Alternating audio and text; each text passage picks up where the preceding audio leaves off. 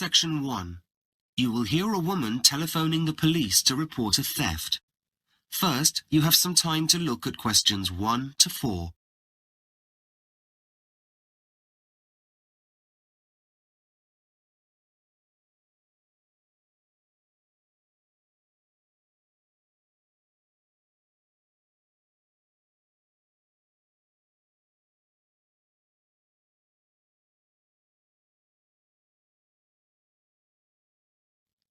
Now we shall begin. You should answer the questions as you listen, because you will not hear the recording a second time. Listen carefully and answer questions 1 to 4. Good morning, Wessex Police Department. Hi, I need to report a theft. You've had something stolen? Yes, I have. Have I got the right number? Yes, let me just get a form for theft. Right, this is it. Let me take a few personal details first. Can you tell me your first name? Yes, of course. It's Sabrina. And what's your surname, please? MacArthur? M-C-A... No, it's MacArthur.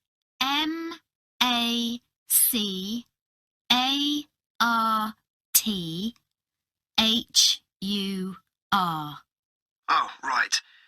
And can I have a contact phone number? Yes, it's 07188 233 764. OK, got that. Now, what is it that's been stolen? Well, I think the thief thought it was my purse, but in fact it was my reading glasses. They were in a soft case on the top of my rucksack. I didn't realise they were missing until I got to college and started doing some coursework. I see. That must be inconvenient. Can you tell me how much they were worth? Well, I had them specially made about 9 months ago, and I paid £215 for them. And are there any special features that would make them easy to identify? No, not really. They're quite expensive, but they look quite ordinary. My previous ones were a bit special. They were silver and had a blue flash. But these were just brown. Quite plain, really.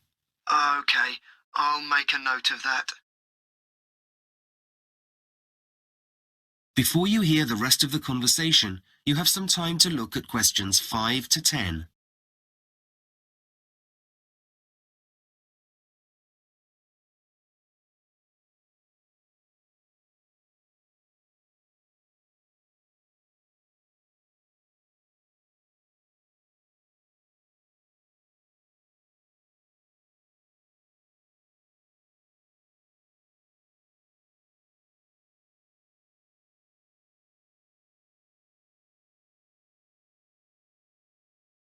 Now listen carefully and answer questions 5 to 10. Right, let me take some details of the theft. Can you tell me when it happened? Well, it was this morning. OK, so that's today's date, which is the 13th... No, just a minute, that's yesterday. The 14th of February. And what time? It must have been around 8:30 a.m. And where did it happen? Well, I only discovered them missing when I got to college. But I do remember someone bumping into my rucksack when I was at the station. I was waiting for a train and the platform was very crowded. It was the rush hour, you see, and there were a lot of people standing behind me, and I was aware of my rucksack being touched. So it must have been then. OK. Did you see the person who was touching your rucksack? No, I'm afraid I didn't. The train was late and I was starting to worry about missing my first lecture. I see. So, were there any witnesses? Do you think anyone saw the thief? Yes, my brother was standing behind me and he noticed someone near my rucksack.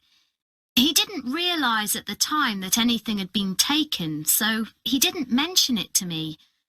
But when I realised something had been stolen, I told him about it and he remembered seeing this person. I see. And so were you able to get a description of the person? Well, apparently the guy was quite tall. Okay, good. Anything else? Any idea of age or build? What about hair? Was it long or short? Don't know about the length, but I was told it was black. I think that's about all I know, I'm afraid. That's okay. There have been a number of reported thefts recently in that particular area, so we're trying to get a picture of whether a number of thieves are involved, or if it's just one or two. So any details, no matter how small, will help us. Has this kind of thing happened to you there before? No, it hasn't, but a friend of mine had something stolen a couple of weeks ago. And what happened then? Well, someone bumped into him. He didn't realise why at the time, but later he discovered that his wallet had been stolen. Okay. And did he report it? Oh, yes. Good. Right. So, just one last question. Are you insured? Well, I wasn't going to bother with insurance, but we were given a talk about the importance of it when we started college. So fortunately, I arranged some quite recently. Well, that was lucky. What kind of policy do you have? Are you sure it'll cover your theft? Yes, it should do. It's called student property and it covers theft at home, when I'm travelling, and also at college. Okay, that should be fine then. So, we'll get in touch if we have any news. Right, thanks. Goodbye. That is the end of section 1. You now have half a minute to check your answers.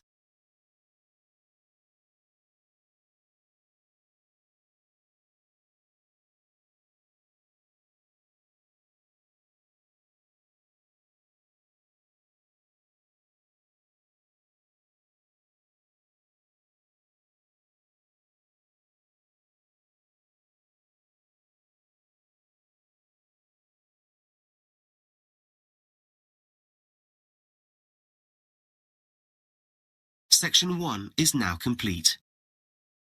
Now look at section 2.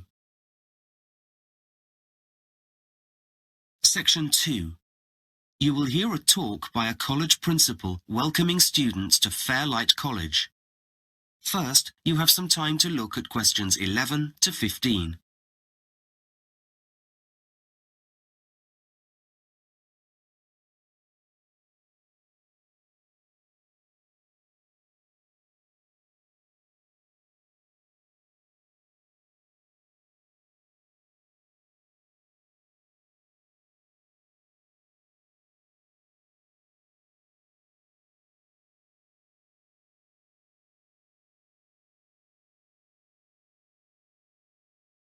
Now listen carefully and answer questions 11 to 15.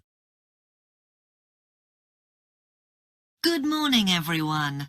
My name is Katie Goddard, and I'm the principal of Fairlight College. First of all, I'd like to take this opportunity to welcome all of you at the start of your studies here at Fairlight. We're a medium-sized college with approximately 2,500 students, 60% of which are full-time. We also have a teaching staff of highly trained professionals totaling 127. The college buildings are about 50 years old, and they were not initially used as a college. You may be surprised to hear that this site was originally a holiday village for about 40 years, and when that closed down, the buildings were adapted to create the state-of-the-art college that we have today.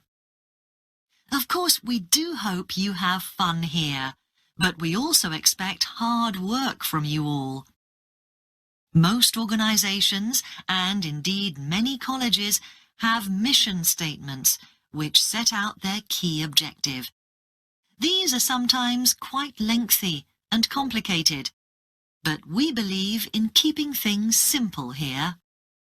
Ours is aim high, and I'd like you all to keep that in mind throughout your studies.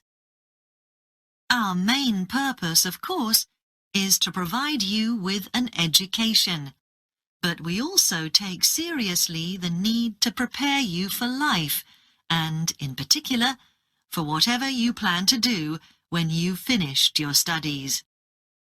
Over the past 10 years, the college has worked hard to establish links with local industry in order to provide you with opportunities for work experience, both during your studies and afterwards. I strongly recommend that you take advantage of these opportunities. And finally, you may have already heard about the Freshers' Ball for first-year students, but I'd just like to remind you that this is an ideal opportunity to relax and get to know each other. The date is October the 5th. In the past, we've held the ball on the college campus, but this year we decided to hold it in town at the Sunset Club. It's near the centre of town and is about 3 miles from the college. So, make sure you put that in your diaries. Before you hear the rest of the talk, you have some time to look at questions 16 to 20.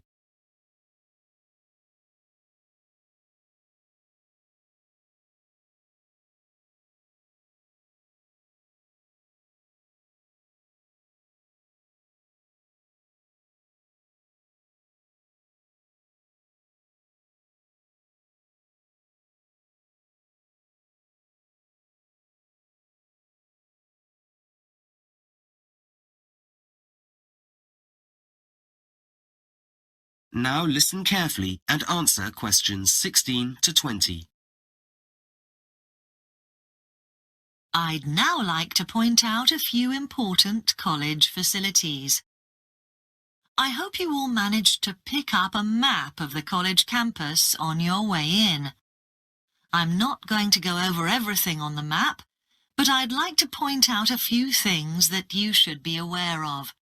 So, first of all, I imagine most of you will have noticed the car park and the registration and admin building when you arrived today, and which are at the bottom of your map. It's easy to find the sports centre as it's located conveniently by the playing fields at the bottom right on the map. The layout of the campus is very straightforward, and there's basically a path that leads up through the centre with facilities on either side. I'm sure you're all keen to get hold of your course books, and I guess one of the most important places is the library. This is situated on the left of the main path, just after the cafe. I'd now like to draw your attention to a new addition to the campus, and one which we're all very excited about. This is the Innovation Centre, and is where we're hoping that all your creative ideas will produce some great new inventions. To get there, if you follow the central path past the orchard and then the arts building on your left, you cross the river and it's the new building on the right. The building on the left is the medical centre, and if any of you have any medical conditions that we should be aware of, please call in here and register with the nurse. OK, so I'd just like to point out the other 2 faculty buildings. To the right of the orchard and on the other side of the main path is the science block, and the river runs behind this building. And next to this, and further along the river, is the Humanities Building. So, I think we've covered all the faculty buildings. Now, finally, you will notice the 4 buildings in the square in front of registration and admin.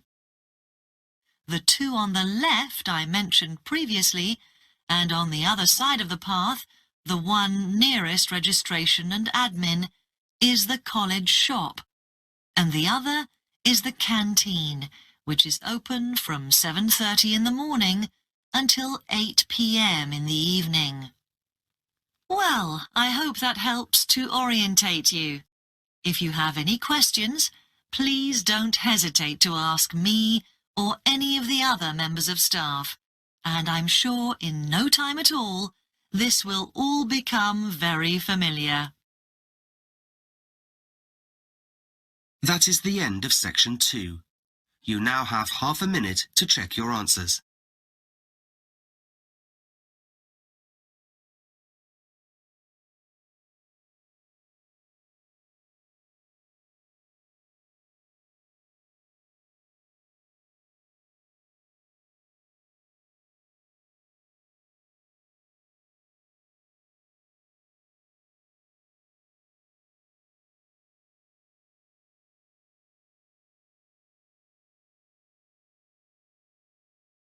Section 2 is now complete. Now look at section 3. Section 3. You will hear a student called Metin talking to his tutor about an engineering assignment. First, you have some time to look at questions 21 to 25.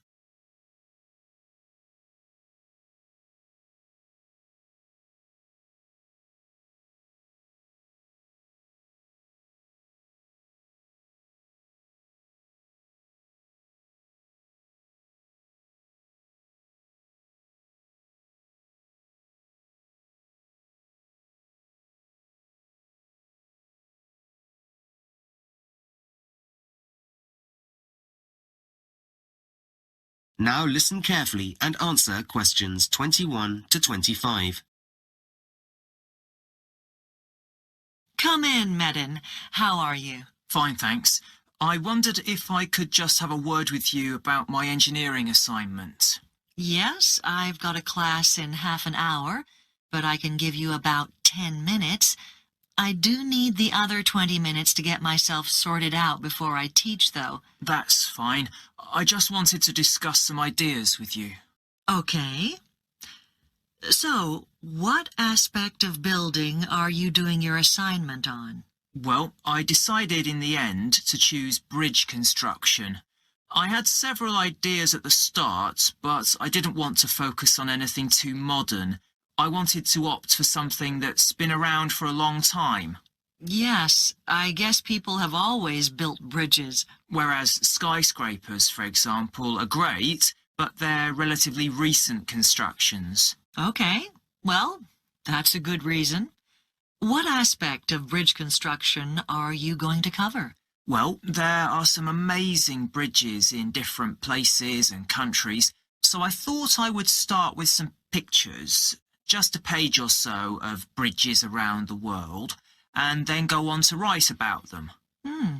That would involve quite a range of designs. It might be better to narrow your theme down a bit.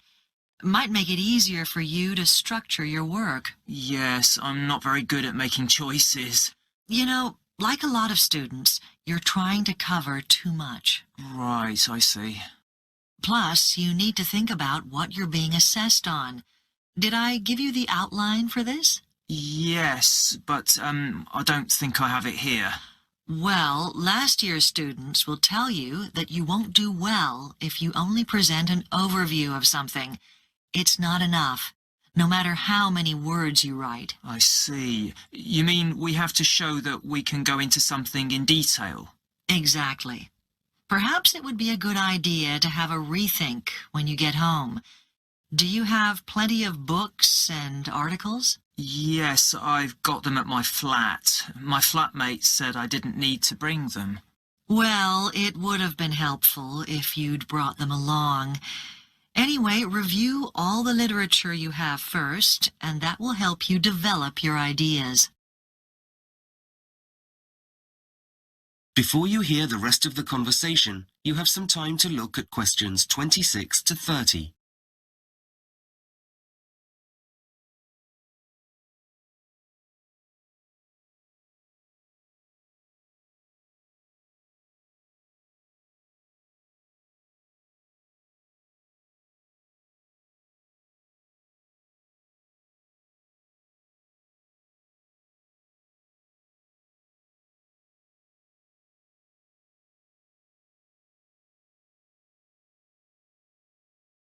Now listen carefully and answer questions 26 to 30. So, which bridges have you read about already? Okay, well, I've read an article on suspension bridges, you know, like the Golden Gate Bridge in San Francisco. Uh-huh. What do you find particularly interesting about this type of bridge? Well, I think a lot of people believe that they're a very modern steel-based structure, but actually there were some very old ones that were made using grass that was twisted to form a rope. They were often used to walk between mountains, weren't they?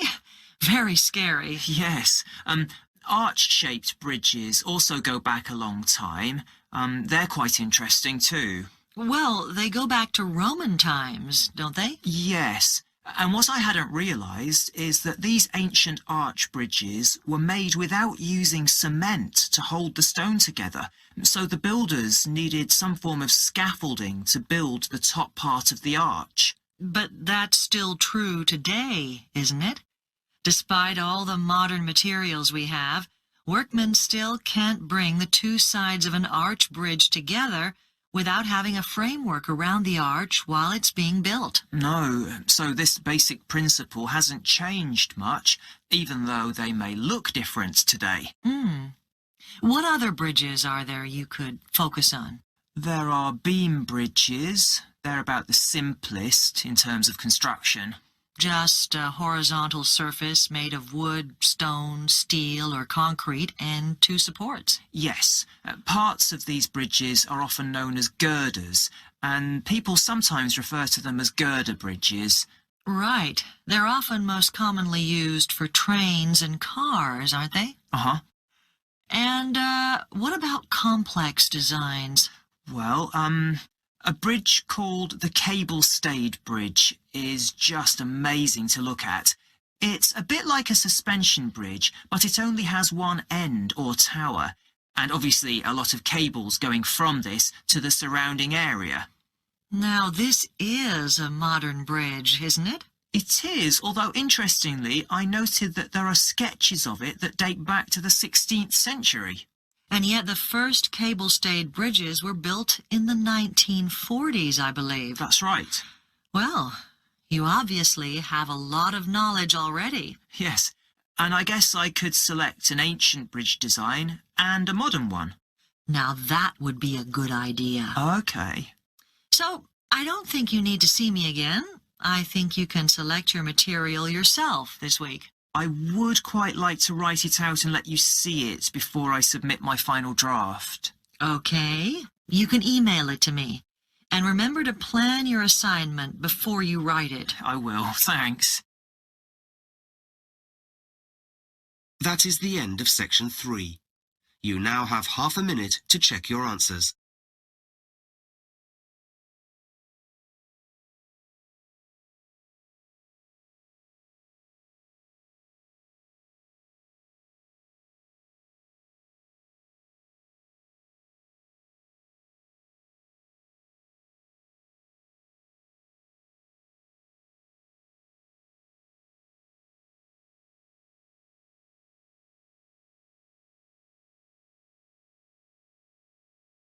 Section 3 is now complete.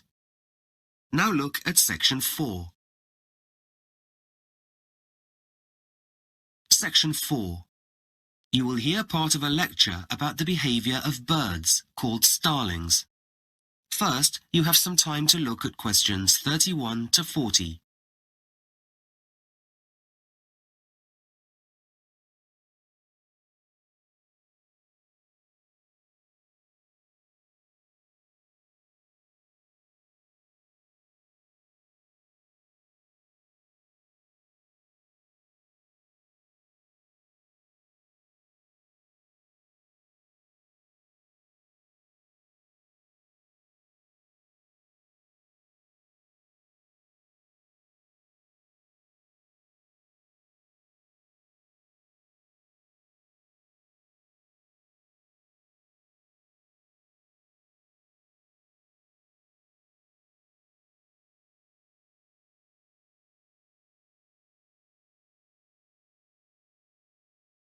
Now listen carefully and answer questions 31 to 40. Hello everyone, and welcome to this talk on the natural world. I'd like to start off by introducing our guest speaker, John Thompson, who'll be speaking to us about the behaviour and characteristics of birds called starlings, which are really quite astonishing. Over to you, John. Yes, thank you. Right, so starlings are a very common type of bird. They're medium-sized, and their feathers, although multicoloured, appear dark and metallic-looking. They're found mainly in Europe, Africa and Asia, but they do exist in most parts of the world. What I want to focus on today is a particular aspect of starling behaviour called murmurations. Now, starling murmurations take place when large numbers of the birds gather together and form something that resembles a huge black cloud that swoops and swirls and spins in the sky. I'm going to describe when this happens and suggest why and how the birds do it. So, when does it happen? Well, it starts during autumn. Groups of starlings begin to gather in favoured places, and these develop into murmurations that can comprise a few hundred birds up to over 1 million. The groups increase in size as more starlings arrive and reach their maximum populations in midwinter, when migrating birds from colder climates join the main groups. Why do they do this? Well, no one is really sure, and there are several theories, but a possible reason is for protection, based on the principle of safety in numbers. However, another theory is that it is to pass on information. As the starlings gather, their daily routine is fairly constant. Early in the day, groups of starlings go out to find feeding places. They can travel up to 40 kilometres each day. But the interesting thing here is that they always return at the same time each day. The murmurations can best be seen at dusk, when the numbers are the largest, and it may be that information on what they have discovered throughout the day is passed around in the evening. So, as I said, these murmurations are astonishing to look at. The acrobatics and the displays are remarkable, but how do they do it? Again, no one is really sure, but in the last few years, a lot more progress has been made. In 2008, a team of Italian researchers conducted groundbreaking studies on the starlings of Rome. These scientists used a series of interlinked cameras to measure how individual shapes of starling groups change over time. They discovered that the birds changed positions in the group and took turns to be in front, at the sides, in the middle and at the back, and that there were 3 basic rules. Move in the same direction as your neighbour, stay close to your neighbour, and, as starlings can reach speeds of over 70 kilometres per hour, the 3rd rule is the most critical, and that is to avoid a collision. And interestingly, the distance between neighbouring birds is much less than the distance of each bird from the one in front and the one behind. This is probably because starlings can see better to the side than straight ahead, and having a larger gap in front and behind is rather like safe motorway driving, where cars need to keep their distance from the drivers in front. But even though the birds try to follow their neighbours as closely as possible, a tiny deviation by one bird is magnified by the surrounding birds. It is this that creates the impression of a huge cloud.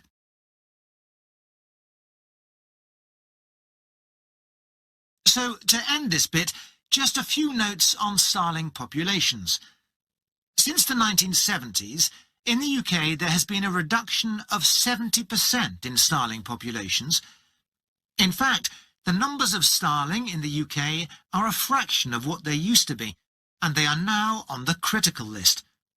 For example, at Brighton Pier on the south coast of England, murmuration sizes are now around 50,000, whereas they used to be up to 500,000. However, we believe that numbers in the 18th century were also quite low, because there is little reference to starlings in literature from 200 years ago. Well, compared to other birds that were around at that time. It's thought that numbers grew rapidly throughout the Industrial Revolution, partly because the weather was milder. And starlings are able to settle in new places quite easily. In 1890, an American decided to introduce all the birds mentioned in Shakespeare's plays to America. He released 60 starlings in Central Park, New York, and the birds thrived.